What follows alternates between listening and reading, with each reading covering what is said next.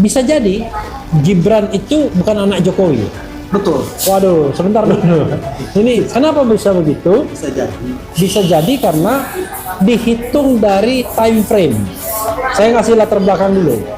Bahwa menurut perkiraan Jokowi tamat pada bulan November 1985. Argumen lebih banyak berdiri di atas kata bisa jadi daripada bukti yang nyata, maka yang patut dipertanyakan bukan hanya objek yang dituduh, melainkan juga kualitas argumentasi orang yang menyampaikan tuduhan tersebut.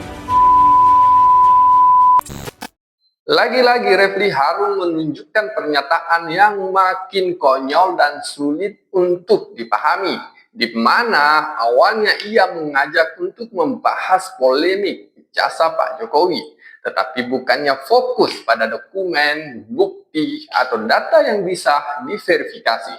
Refli justru melompat ke spekulasi yang jauh lebih liar, mulai dari masa kerja di Aceh, kehidupan rumah tangga, sampai dugaan bahwa Mas Gibran mungkin bukan anak Pak Jokowi.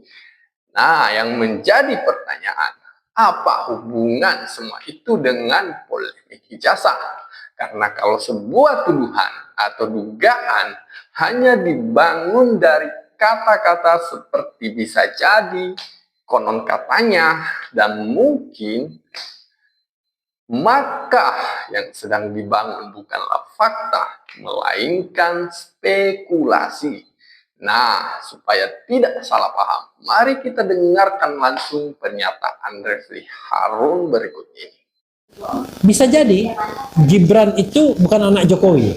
Betul. Waduh, sebentar dulu. Ini kenapa bisa begitu? Bisa jadi. Bisa jadi karena dihitung dari time frame. Saya ngasih latar belakang dulu. Bahwa menurut perkiraan Jokowi tamat pada bulan November 1985. Tapi konon katanya dia bekerja di Aceh selama 2 tahun. Jadi hebat sekali Jokowi.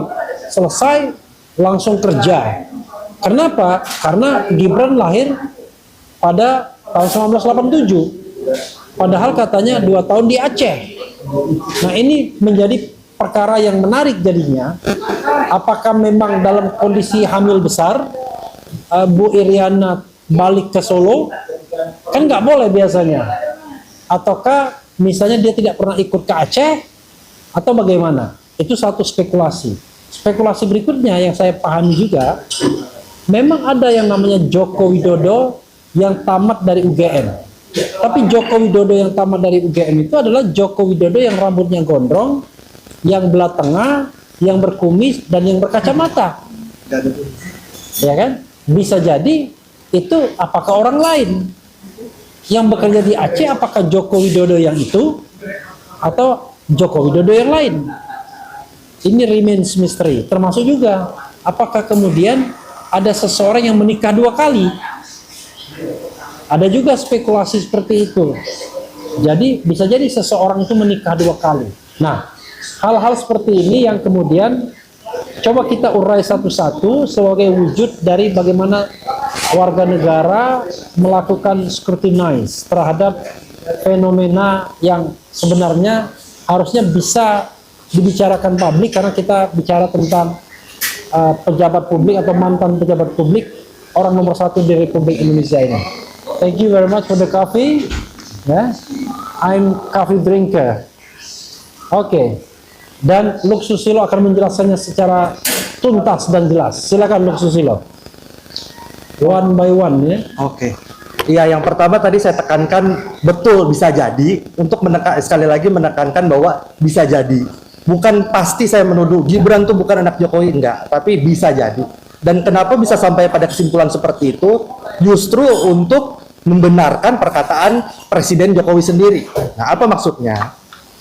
Jadi, data yang tadi Mas Refli sudah sampaikan itu adalah data yang umum diketahui di masyarakat. Ada 3 tanggal yang perlu diperhatikan baik-baik. Nggak perlu ditampilkan begini, nggak terlihat juga orang. Oke. Yang menarik dari pernyataan Refli tadi bukanlah fakta baru yang berhasil diungkap, melainkan banyaknya dugaan yang dilempar tanpa disertai bukti yang jelas.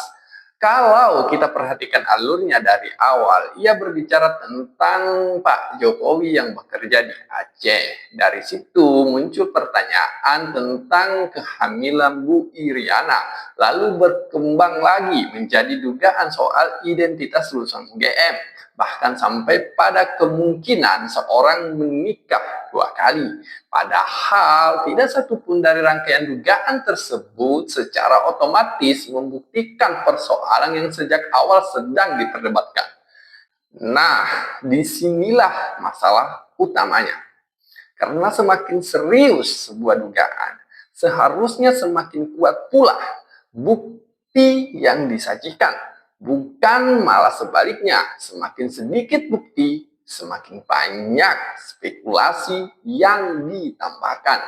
Karena kalau yang dipersoalkan adalah ijazah, maka fokuslah pada ijazah. Kalau yang dipersoalkan adalah riwayat pendidikan, maka fokuslah membawa data pendidikan, bukan malah membawa publik masuk ke wilayah kehidupan pribadi yang tidak memiliki hubungan langsung dengan substansi persoalan. Yang lebih mengkhawatirkan, pernyataan ini disampaikan oleh seorang yang dikenal sebagai akademisi dan pakar hukum tata negara. Karena ketika seorang tokoh hukum berbicara, publik tentu mengharapkan argumentasi yang dibangun di atas fakta dan pembuktian, bukan sekedar kemungkinan-kemungkinan yang belum teruji. Sebab kalau standar yang digunakan hanya bisa jadi, maka siapapun bisa membuat narasi apa saja dan tentang siapa saja. Untuk itu teman-teman, perlu kita ingat bahwa memang mengkritik pejabat publik adalah hak setiap warga negara. Mempertanyakan kebijakan, rekam jejak, bahkan klaim yang disampaikan pejabat publik juga sah dalam demokrasi. Tetapi demokrasi yang sehat membutuhkan fakta, bukan spekulasi yang terus diperluas tanpa batas. Karena ketika sebuah argumen lebih banyak berdiri di atas kata bisa jadi daripada bukti yang nyata, maka yang patut dipertanyakan bukan hanya objek yang dituduh, melainkan juga kualitas argumentasi orang yang menyampaikan tuduhan tersebut. Nah, saya kira itu dari saya. Wallahul muwaffiq ila aqwamit thoriq. Wassalamualaikum warahmatullahi wabarakatuh.